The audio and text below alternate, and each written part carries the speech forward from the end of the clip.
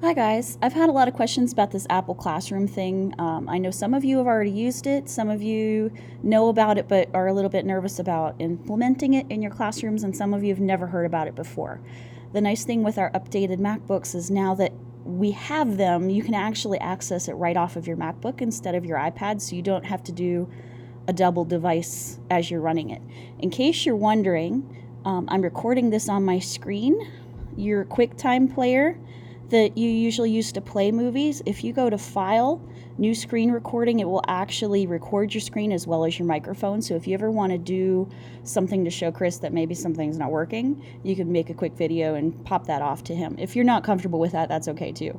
But just in case you're interested, there is screen recording software on your device too.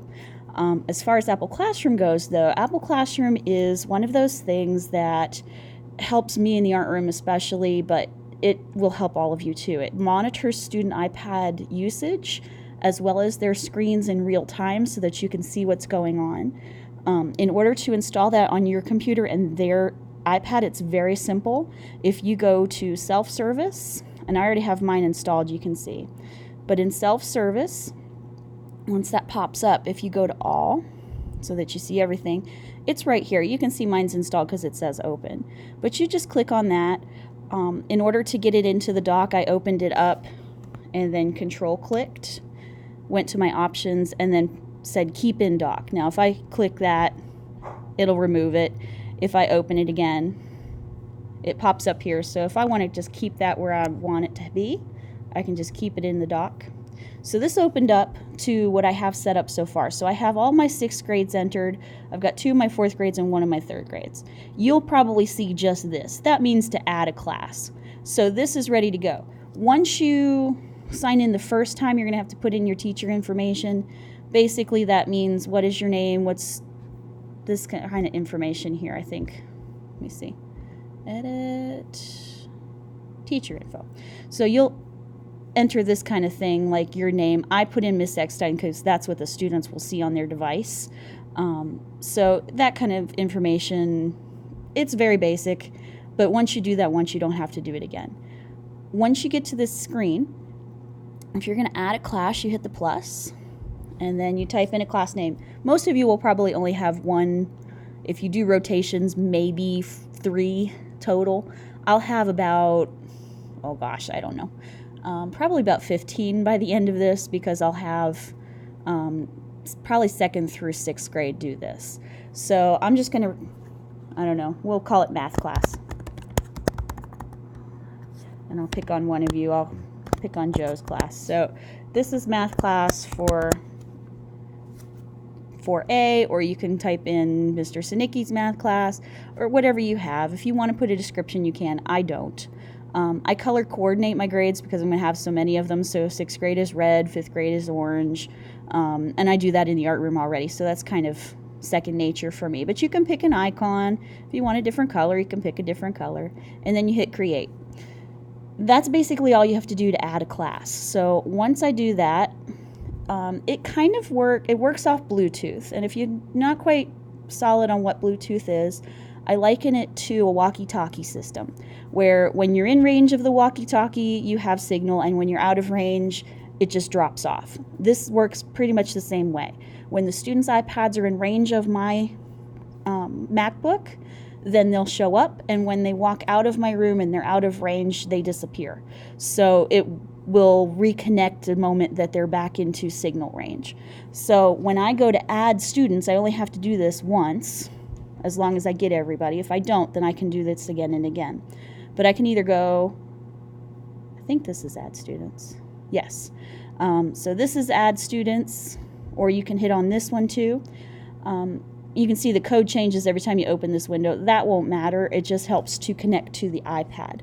So that's all I have to do on my end. Now it's waiting for students at this point. So I'm going to flip over to my document camera, and I have my personal iPad set up so that you can kind of see what's going on the screen, hopefully. Hopefully my document camera is good enough we can see that. So I'm going to flip this over. Hello, guys. All right, so they are going to, when they do this, they're going to go to their home screen, and they're not going to see an app. It's not going to show up as an app. It's not even going to be in self-service because it's a signal. You're looking for a radio signal. So what they're going to do is they're going to go to settings. And once they get in settings, you can see that this big menu is a little bit awkward, but right here, airplane mode, Wi-Fi, Bluetooth, there's a new icon that says classroom. So they don't even have to scroll down, it's right on top. If it's not there, then you need to contact Chris W. so that he can check your version, your software version. Like this one says, I need to finish setting up my iPad, or update or something like that. But if you update to the 13.1, it won't work yet. They haven't supported it yet. So if you're going to do that, what you're going to want to do is let Chris know that it's not working so he can push you back a version. So he can actually take you back to 12 point whatever works and help you out with that. But he's got to know the first name, the last name, and which classroom so that he knows where to go looking for that iPad. So right here I clicked on classroom. This is the student view. And then you can see Math Class 4A. That's the title that I typed in so that the students could find me. So I'm going to hit that one. And this is what the students see. Sometimes their name will be there. Sometimes it will ask them to put their first and last name in. I recommend doing this so that you can keep track of them. So they might click there. They will see cursors there if there's just a first and last name box. This one they won't. So they'll click on it, but it won't look like it activated. The only way you know is if you start typing numbers and it works. So my teacher code for this round is 1154. So, whoops, wrong screen, sorry. There we go. So I'm going to type in 1154, and then they're going to, on the student iPads, click add. And that's all they have to do. When you see the waiting for teacher right here, that means that the students are ready to go. So once everybody's in there, if you see right here, I've popped up on my screen. So my student iPad has popped up here, one student, so you can actually check and see if all 22 or 25 or whatever is here. And then you hit add. And that's it. I'm in the system now. So on the student iPad, it just shows Math Class 4A. That's what I have. So if I go to the teacher view again, and I'm sorry I'm flipping back and forth so that this might be a little confusing. So this is what I would see on my screen. I wouldn't have this. This is my student iPad screen. What's really nice about this is I can see right here, it's showing me that the student is in the settings app. So if I go to the student iPad, and I'm going to play around with this, if I open Artsonia, all of a sudden the Artsonia icon pops up. So I can tell I have one student on Artsonia, and it might be 5 on Safari, and I might have 6 over here. It'll actually tell me which students are on what app. The nice thing about this is, too, you can also switch from students, which is a list of your kids, to screens, and it will show you the screen. So as I'm moving through my iPad, you can actually see that it updates and shows what they're up to. So you can actually tell what they've been on in active time.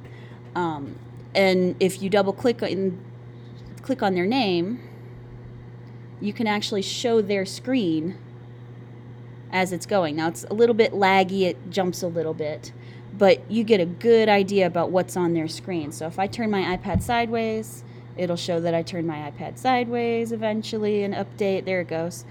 But that's what's on my screen right now after I open that up. So I'm going to hit show all to go back to my list.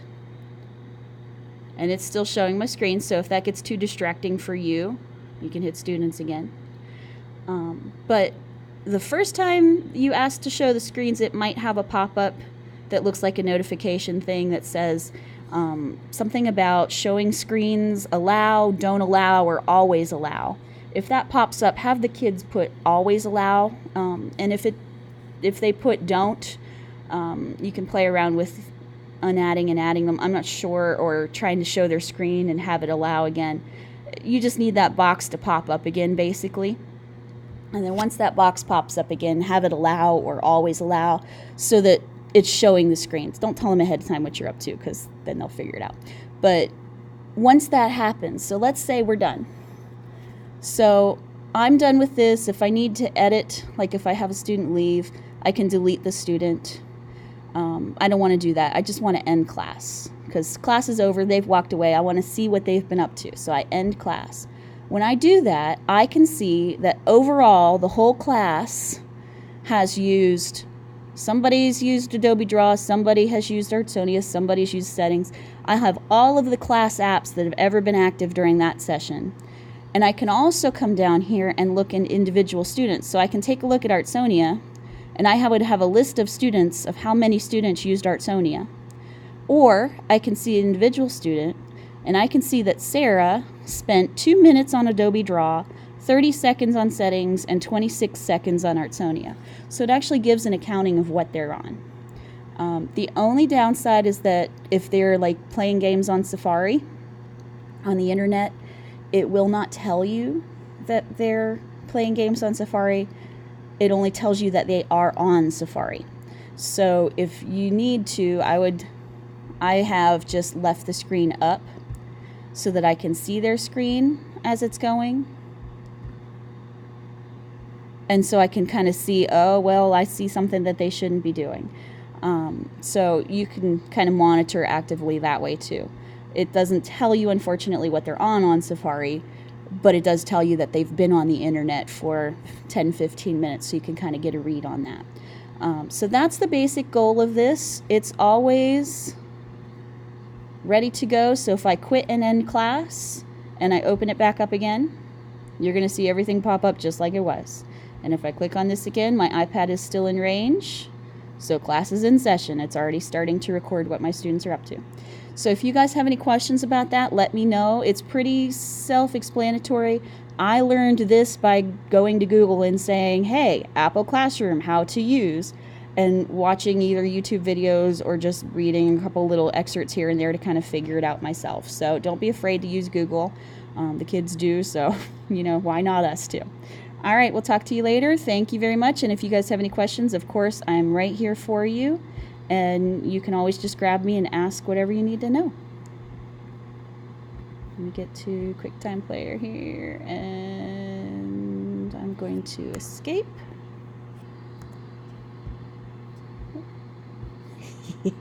See, it's not always smooth. There we go.